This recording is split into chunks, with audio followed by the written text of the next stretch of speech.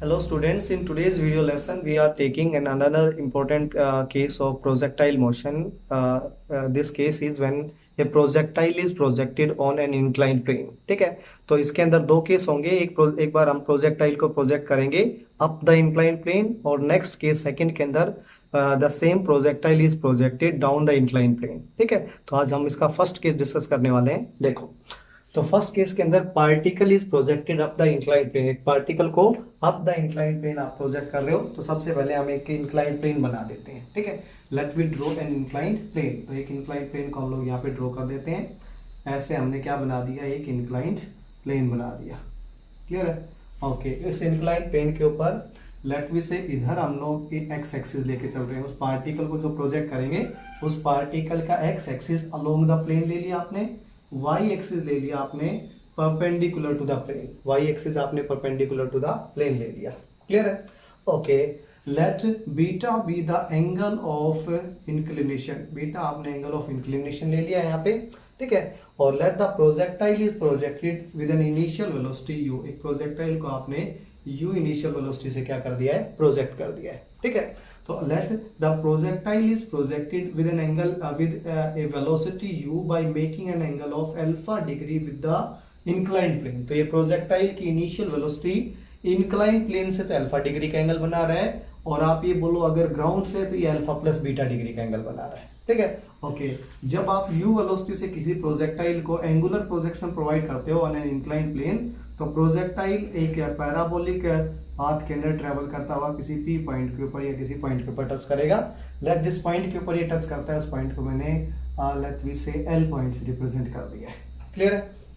तो पार्टिकल इस पाथ के अंदर जाता है. ठीक है, तो यहाँ हम लोग सारे पहले एक्सेलरेशन ड्यू टू ग्रेविटी ये कंसिडर कर लेते हैं. ठीक है, तो सबसे पहले अगर पार्टिकल इंक्लाइंड प्लेन के ऊपर मूव कर रहा है तो यहाँ एक्सेलरेशन ड्यू टू ग्रेविटी आपको पता होगा डाउनवर्ड डायरेक्शन में एक्ट करेगी. ठीक है, और एक्सेलरेशन ड्यू टू ग्रेविटी अगर डाउनवर्ड डायरेक्शन में एक्ट करेगी तो आप एक्सेलरेशन ड्यू टू ग्रेविटी को भी दो कंपोनेंट्स में रिजोल्व कर सकते हो. ठीक है, उनमें से एक component perpendicular to the plane हो जाएगा, इंक्लाइंड प्लेन हो जाएगा, और एक parallel to the inclined plane हो जाएगा. ठीक है, क्योंकि ये एंगल बीटा हो जाएगा तो ये एंगल भी आपका बीटा के बराबर होगा. तो ये आपका जी आ जाएगा, यहाँ पे इधर आ जाएगा जी कोस बीटा. मतलब एंगल के साथ कोस बीटा का एंगल कोस एंगल आता है, और एंगल जहाँ पे नहीं होता वहां आप लोग साइन बीटा दिखाते हो, तो यहाँ आ जाएगा साइन बीटा. देखो, ठीक है, तो यहाँ एक्सेलरेशन ड्यू टू ग्रेविटी एक हो गया perpendicular to the inclined plane, एक हो गया in the direction of inclined plane या parallel to the inclined plane हो गया है. क्लियर है? सिमिलरली आपने जो प्रोजेक्टाइल को इनिशियल वेलोसिटी प्रोवाइड की है उस इनिशियल वेलोसिटी को भी आप दो कंपोनेंट में रिजोल्व कर सकते हो. यहाँ पे कैसे होंगे वो कंपोनेंट्स? एक कंपोनेंट इस इनिशियल वेलोसिटी का एक component up the inclined plane होगा, वो हो जाएगा आपका, यहाँ लिख रहा हूं मैं, वो बन जाएगा u cos अल्फा के बराबर, और एक कंपोनेंट इसका y एक्सिस के लॉन्ग हो जाएगा, वो हो जाएगा आपका u sin अल्फा के बराबर. ये u sin अल्फा हो जाएगा. ठीक है, तो आप यहाँ पे अगर अलग से नोट डाउन करते हो तो आप मान सकते हो इस प्रोजेक्टाइल का एक्सेलरेशन अलोंग एक्स एक्सिस आप कंसीडर कर सकते हो डाउनवर्ड डायरेक्शन में आ रहा है, प्रोजेक्टाइल अपवर्ड डायरेक्शन में जा रहा है, तो माइनस जी साइन बीटा मान सकते हो. ठीक है, इसका एक्सेलरेशन अलोंग वाई एक्सिस कितना मान सकते हो आप लोग, वो आ जाएगा माइनस जी कोस बीटा के बराबर. ठीक है, क्योंकि एक्सेलरेशन को आपने एक्सेलरेशन ड्यू टू ग्रेविटी के लिए अलोंग लिखा है. यहाँ प्रोजेक्टाइल अप द प्लेन जा रहा है तब आपने ये कंसिडर किया, यहाँ minus g sine beta consider किया, और यहाँ प्रोजेक्टाइल का वाई कंपोनेंट ले रहे हो और ये वाला कंपोनेंट डाउनवर्ड डायरेक्शन में एक्ट हो रहा है, तो acceleration of the projectile along Y axis minus g cos beta के बराबर ट्रीट किया है आपने. ठीक है, secondly initial velocity of the projectile along x axis आपने लिख दिया है, यू कोस अल्फा हो जाएगा, और initial velocity of the projectile along Y axis हो गया आपका यू साइन अल्फा के बराबर. सॉरी, ठीक है, ये यू साइन अल्फा हो गया. तो ये सारी चीज कंसीडर करने के बाद सबसे पहले हम निकाल देते हैं time of flight on the inclined plane of the projectile. ठीक है, टाइम ऑफ फ्लाइट हम लोग फाइंड आउट कर रहे हैं. टाइम ऑफ फ्लाइट को आपको पता है टी लेटर से, हम लोग कैपिटल टी लेटर से रिप्रेजेंट करते हैं. और टाइम ऑफ फ्लाइट को फाइंड आउट करने के लिए यहाँ हम एक बेसिक फैक्ट यूज करेंगे कि जब प्रोजेक्टाइल टाइम ऑफ फ्लाइट को आप डिफाइन करते हो टाइम टेकन बाय द या time for which the projectile remains in flight. In flight का मतलब एयर में रहता है. तो यहाँ से प्रोजेक्टाइल का O पॉइंट ऑफ प्रोजेक्शन हो गया, L पॉइंट ऑफ हिटिंग हो गया. तो O से L तक जब प्रोजेक्टाइल ट्रेवल करके जाता है उस टाइम को आप टाइम ऑफ फ्लाइट बोलते हो। और जैसे ही L पॉइंट पे जाके स्ट्राइक करता है तो इस प्रोजेक्टाइल की हाइट क्या बन जाती है, 0 बन जाती है। ठीक है, तो आप बोल सकते हो when projectile strikes the inclined plane the height of the projectile becomes 0। तो यहाँ पे हम लोग इक्वेशन यूज कर रहे हैं पोजीशन या displacement of projectile along y axis is equal to UYT minus या प्लस हाफ AYT स्क्वायर। ये हम इक्वेशन यूज कर लेते हैं। इस इक्वेशन के अंदर position along y axis when it strikes at L point तो ये 0 बन जाएगा। It is equal to initial velocity of the projectile along y axis दे रखी है u sin अल्फा, हमने u sin अल्फा पुट कर दिया। ठीक है, टाइम ऑफ फ्लाइट आपने कैपिटल T पुट कर दिया।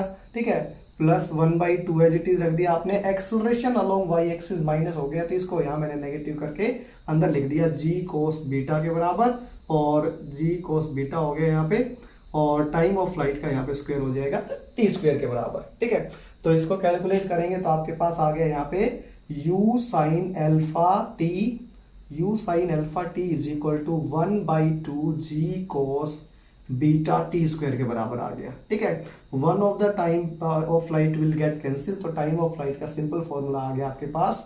ठीक है, 2u sin alpha divided by g cos beta के बराबर। ठीक है, अब देखते हैं, देखो u sin अल्फा क्या था, u sin अल्फा है आपके पास initial velocity of the projectile along y axis, और g cos बीटा क्या है, एक्सेलरेशन ड्यू टू ग्रेविटी या acceleration of the projectile along y axis, वो आपके पास माइनस g cos बीटा दे रखा था।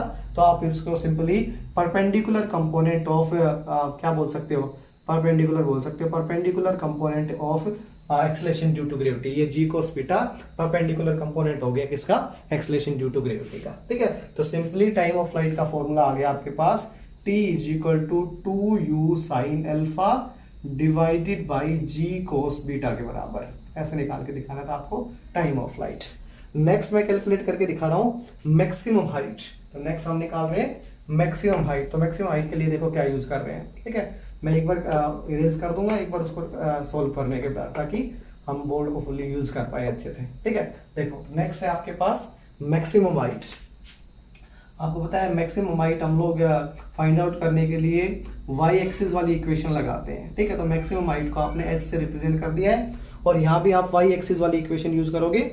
कैसे यूज करोगे कि जब भी प्रोजेक्टाइल अपने इंक्लाइंड प्लेन से मैक्सिमम हाइट के ऊपर होगा तो उस पॉइंट ऑफ टाइम के ऊपर प्रोजेक्टाइल का टोटल टाइम ऑफ फ्लाइट है ना उसका आधा होगा वहां पे। इस बात को आप मानते हो या नहीं मानते? देखो ठीक है कि कंप्लीट अगर पॉइंट ऑफ प्रोजेक्शन से point of hitting the ground तक अगर आपने प्रोजेक्टाइल का टोटल टाइम कैपिटल टी माना है, तो जब वो मिड पार्ट के अंदर होगा उसका मतलब इसको आप बोल सकते हो जब टाइम ऑफ असेंडिंग और टाइम ऑफ डिसेंडिंग उस प्रोजेक्टाइल के बराबर ली गई है, तो जब वो मैक्सिमम हाइट के ऊपर होगा तो वहां प्रोजेक्टाइल का time period half of the total time of flight हो जाएगा। ठीक है, और अगर इस फैक्ट को यूज करें तो simple h is equal to आपका मैक्सिमम हॉरिजॉन्टल रेंज निकल जाएगी आपके पास। वही आपका मैक्सिमम हाइट वाला फॉर्मूला लगा देते हैं, s is equal to ut plus half at square वाला। ठीक है, तो सबसे पहले हम लोग ut ले लेते हैं। u का मतलब हो गया आप y डायरेक्शन वाला u लेते हैं, क्योंकि ऊपर की डायरेक्शन में हम y एक्सिस ले रहे हैं। तो आप मैं इक्वेशन लिख देता हूं पहले uy, और यहाँ पे टाइम पीरियड हम लोग आधा लेके चल रहे हैं, इसके अंदर t/2 हो जाएगा। ठीक है, प्लस हाफ ay और t स्क्वायर नहीं, यहाँ पे हम लोग t/2 का स्क्वायर कर रहे हैं। ठीक है, तो इक्वेशन में पुट करने के बाद मैक्सिमम हाइट आ गई उससे प्रोजेक्टाइल की जो इंक्लाइन प्लेन के ऊपर प्रोजेक्ट किया गया है वो आ जाएगी h is equal to u sine alpha. ठीक है, और टाइम पीरियड आधा लेना है आपको, तो आधा टाइम पीरियड हो जाएगा u sine alpha divided by g cos beta के बराबर। ये 2 से टाइम पीरियड का टाइम ऑफ फ्लाइट का 2 कैंसिल हो जाएगा। ठीक है, plus as it is 1/2 as it is acceleration along y axis, y axis का अलोंग एक्सेलरेशन आ जाएगा माइनस, तो ये साइन यहाँ पे चेंज हो जाएगा माइनस, और यह बन जाएगा आपके पास g कोस बीटा के बराबर। और यहाँ आपको टाइम ऑफ फ्लाइट आधा करके उसका स्क्वायर करना है, तो ये बन जाएगा u square sine square alpha divided by g square cos square beta के बराबर। जब आप इसको सोल्व करोगे तो देखना एक कोस बीटा से एक कोस बीटा यहाँ पे कैंसिल हो जाएगा। ठीक है, तो यहाँ बन जाएगा u square sine square alpha, u square sine square alpha divided by g cos beta, और यहाँ हो जाएगा -1/2 1/2 एक जी से एक जी कैंसिल हो जाएगा, तो u square sine square alpha divided by g cos beta. ठीक है, अगर आप 1 u square sine square alpha divided by g sine beta में से 1/2 घटाते हैं तो आधा बच जाएगा, तो हो जाएगा 1/2 u square sine square alpha divided by g cos beta के बराबर। ये आपने हॉरिजॉन्टल रेंज फाइंड आउट करके दिखा दी है। ठीक है, तो ये हॉरिजॉन्टल रेंज आपकी कंप्लीट हो गई। नेक्स्ट वीडियो के अंदर मैं ले रहा हूँ range along the incline plane कैसे फाइंड आउट करेंगे। तो हॉरिजॉन्टल रेंज को मैं यहाँ पे नोट डाउन कर दूंगा। देखो ओके स्टूडेंट, तो नेक्स्ट हम फाइंड आउट कर रहे हैं range of the projectile along the incline plane. और आपको पता है रेंज ऑफ प्रोजेक्टाइल हम लोग रिप्रेजेंट करते हैं आर से। तो रेंज ऑफ द प्रोजेक्टाइल क्या हो गई, पॉइंट ऑफ प्रोजेक्शन से point of hitting the ground तक। ठीक है, या point of hitting the incline plane तक जो एक स्ट्रेट लाइन डिस्टेंस है उसको हम लोग रेंज ऑफ द प्रोजेक्टाइल बोलते हैं। ठीक है, तो इसको फाइंड आउट करने के लिए हम इक्वेशन लगाएंगे x is equal to u x t plus half a x t square के बराबर। ठीक है, मतलब ये s is equal to u t plus half a t square equation है, लेकिन ये आपने अलोंग द हॉरिजॉन्टल लगाया है। ठीक है, मतलब इंक्लाइन प्लेन के अलोंग लगाया है आपने। ठीक है, तो आपने x का मतलब हो गया रेंज, रेंज को आप r लेटर से रिप्रेजेंट कर देते हो। ठीक है, उसके बाद ux हो गया initial velocity of the projectile along x axis, तो वो आपने कंसीडर कर रखी है u cos अल्फा के बराबर, u cos अल्फा। t यहाँ पे हो जाएगा टाइम ऑफ फ्लाइट, क्योंकि total time of flight, total time में कितनी उसने रेंज हरदम टोटल टाइम में ली जाती है, तो कैपिटल T बोल सकते हो यहाँ पे। तो यहाँ रेंज हो जाएगा, टाइम ऑफ फ्लाइट हो जाएगा प्रोजेक्टाइल का 2u sine alpha divided by g cos beta के बराबर। क्लियर है? Okay, 1/2 as it is. Acceleration along x axis, तो एक्सेलरेशन अलोंग एक्स एक्सिस आपने माना था minus g cos sine beta के बराबर, minus g sine beta into time of flight का स्क्वायर आ जाएगा, तो इसको स्क्वायर करके मैं सीधा लिख देता हूँ 4u square sine square alpha divided by g square cos square beta. ठीक है, ये बन जाएगा आपके पास। क्लियर है? ठीक है, तो यहां तक आपने कैलकुलेट कर लिया था।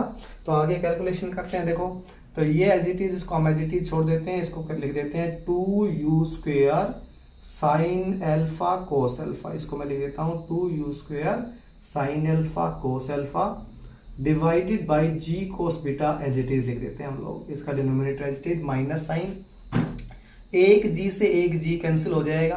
क्लियर है? और 2 2 जा 4 कैंसिल हो जाएगा, तो यहाँ ऊपर बचा 2u square sine square alpha और sine beta divided by g cos square beta के बराबर।